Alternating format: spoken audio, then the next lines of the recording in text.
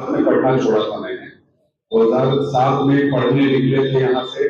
2010 में आईआईटी दिल्ली में एडमिशन लिया, 4 साल वहां पढ़ाई की, फिर आईआईएम कलकत्ता में पढ़ाई की, सैमसंग में कुछ साल काम किया, पॉलिटिकल कंसल्टेंट की तरह, स्ट्रेटेजिस्ट की तरह काफी साल काम किया, और पिछले साल सब कुछ छोड़ के वापस आए ताकि यहाँ पे चीजों को सुधारा जा सकता है। उसका कारण बताता हूँ क्यों।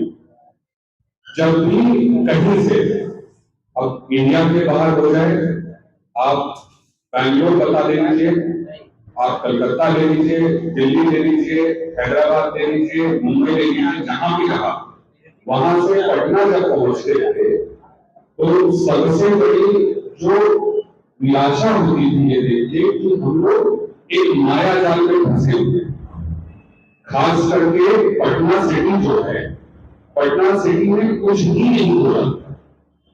गली का स्थिति अभी वही, स्कूल की स्थिति अभी भी वही, पानी नहीं पहुंच रहा है घर घर तक।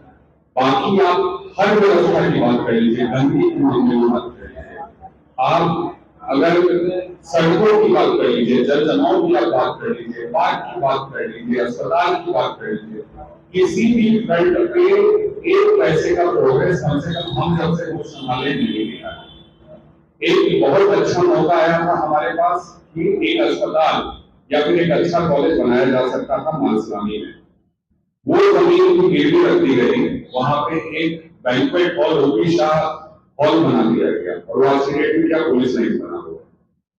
तो हर बार जब पटना घर लौटते थे, म्यूनसिपल पे रहते हैं, तो हर 2 महीने 3 महीने पर्व त्योहार पे आते थे, तो वही दिक्कत हर बार दिखती थी कि कुछ बदल ही नहीं रहा है। और जहां पे रहते थे वहां पे इतना बदलाव। आप दिल्ली जितने लोग आप लोगों में से गए हैं, 25 साल पहले के दिल्ली में और आज की दिल्ली में जमीन आसमान का फर्क है। कलकत्ता 25 साल पहले जो था, आज जो है इसमें जमीन आसमान का फर्क है। बेंगलोर पूरा ट्रांसफॉर्म हो गया, हैदराबाद पूरा बदल गया। वो बड़े शहर थे। भोपाल देख लीजिए, भोपाल की मैं रहा हूँ 3-4 महीने, भोपाल का नक्शा बदल गया पिछले 20 सालों में। हरियाणा में चंडीगढ़ का नक्शा बदल गया पिछले 20-25 सालों में। छोटे शहरों में भुवनेश्वर देख लीजिए, आप जयपुर देख लीजिए, पटना उनके बराबर तो है ना भाई, कम से कम दिल्ली के बराबर नहीं। क्या बदलाव यहाँ पे किया। और उस समय की सबसे बुरी स्थिति हमारी है। पटना सिटी में जितने लोग हैं वो एक नर्क में जी रहे हैं आज के समय में। न स्कूल मिल रहा है, न सड़क मिल रही है, न पानी मिल रहा है, न बिजली समय पे रहती, बिजली कटती है, थोड़ी सी बारिश होगी चली जाएगी, और कोई साइंटिफिक अप्रोच है ही नहीं, जो पहले मंशा नहीं है। तो ये पूरा था कि ये क्यों हो रहा है। तो कारण इसका यही था कि नंदकिशोर जी जो हमारे हैं, 30 साल से हमारे विधायक हैं, अभी विधानसभा के स्पीकर हैं, प्रदेश में हर एक जो महत्वपूर्ण मंत्रालय है उसका प्रभार एक नए समय पे उन्होंने संभाला हुआ है। वो क्यों नहीं कर रहे हैं। आप यही राजवंशी नगर चले जाइए, आप पाटलिपुत्रा चले जाइए, आशाना चले जाइए, वहां तो सब कुछ व्यवस्थित करने की कम से कम कोशिश हो रही है। हमारे यहाँ तो कोशिश भी नहीं हो रही है। नमामि गंगे के नाम पे एक अलग स्कैम चलाया गया 3-4 साल पहले। तो दिक्कतें जो हैं वो कोई निवारण करने वाला नहीं है, सॉल्व करने वाला नहीं है। तो अपने घर को बचाने के लिए हमने बोला छोड़ो, पहले इसको देखते हैं, उसके बाद जीवन में जो होगा किया जाएगा।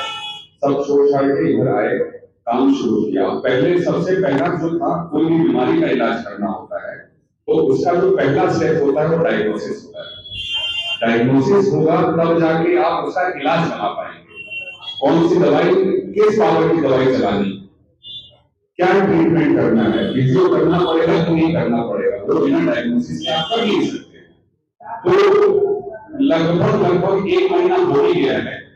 14 तारीख को पिछले महीने हमने शुरू किया एक कार्यक्रम जिसका नाम रखा हमने आपका बेटा आपके द्वार। नेता वाला मेरे में कोई गुण है ना, हमको नेता बनने का कोई इंटरेस्ट है, नेतागिरी में कोई इंटरेस्ट नहीं है। जो सिस्टमैटिक तरीके से हम काम करते हैं उस तरीके से काम करना है। इसलिए सबसे पहले हमने डायग्नोसिस का काम शुरू किया 1 महीने पहले। आज 12 तारीख है, एग्जैक्टली लगभग 29-30 दिन हो गया, 1 महीना हो गया। इस 30 दिन में हमने जो ये कैंपेन लॉन्च किया था उसकी मैं डिटेल्स बता रहा हूँ आपको। आपको प्रिंट में भी मिल जाएगा ताकि आपको आगे हेल्प हो जाएगी। कुल 34,872 घरों में मैं और मेरी जो टीम है हम गए। 34,872 घरों में पटना सिटी के हम अभी तक जा चुके हैं पिछले 30 दिनों में। और उसमें अगर थोड़ा आपको ब्रेकअप बताऊं तो एक कोई समुदाय विशेष या एक किसी धर्म विशेष के पास हम नहीं गए हैं। 34,872 जो है उसमें से लगभग 28,000 हिंदू हाउस होल्ड है, 6,500 उसमें मुस्लिम हाउस होल्ड है। अगर कास्ट कैटेगरी वाइज भी आपको डिवीजन बताएं, तो सारा डेटा हम साइंटिफिकली एक वेब के थ्रू कलेक्ट कर रहे हैं। लगभग 5,000 जनरल हाउस होल्ड हैं, 15,000 के आसपास पिछड़े घर हैं, ओबीसी के घर हैं, 8,000 के आसपास ईबीसी घरों में गए हैं, 7,000 के आसपास दलित घरों में गए, एससी घरों में हम गए हैं। अब इससे क्या क्या निकला वो ज्यादा जरूरी है। जो डायग्नोसिस अभी तक निकली, ये देखिए, ये है पटना सिटी का हाल आज के डेट में। अभी बारिश हो रही है, आप पटना सिटी का हाल देखिए।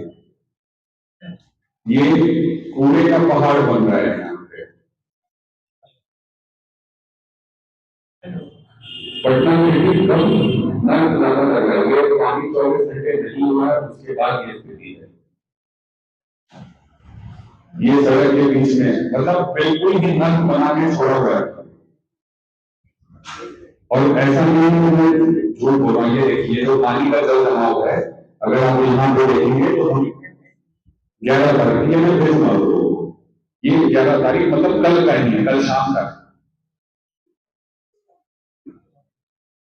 ये नंदकिशोर जी के घर के पीछे एक मंदिर, काली जी का मंदिर है, मंदिर तक नहीं बचा, मंदिर पानी में डूबा हुआ है। अगर आप देखेंगे तो मंदिर में पानी घुसा हुआ है, पानी निकालने की कोई व्यवस्था नहीं की गई।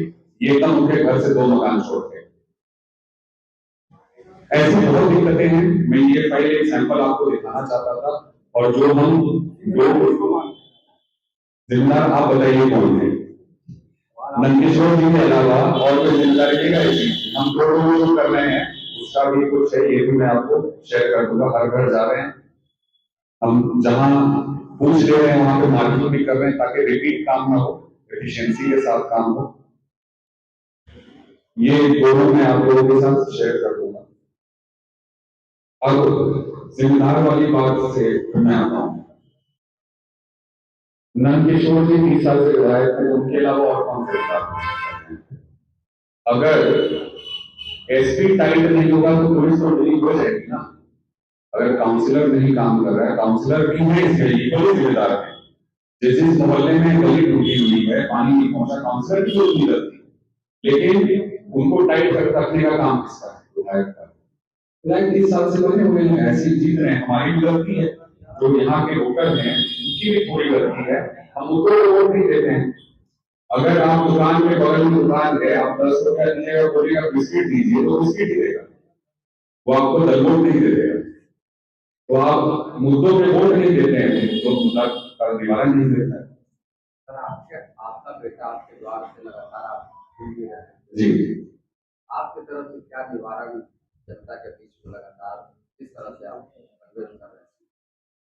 जी देखिए, किन मुद्दों पर जनता के बीच जा रहे हैं? इस मुद्दे पे जा रहे हैं जनता के बीच में कि हमें यहाँ की सारी दिक्कतों को खुद ही से ठीक करना पड़ेगा। कोई विधायक जो बैठे हैं वो नहीं करने वाले हैं, वो नहीं करेंगे तो उनको हटाना है, और यहाँ पे जो काम करे वैसी व्यवस्था लेके आनी है, यही हमारा मुद्दा है।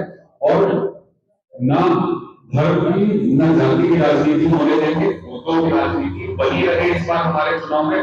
और हम सिर्फ पटना साहिब की बात कर रहे हैं, पटना साहिब में इस बार मुद्दों पे चुनाव हो, ये इंश्योर करना है, ये मेरा एजेंडा है इस बार। पटना साहिब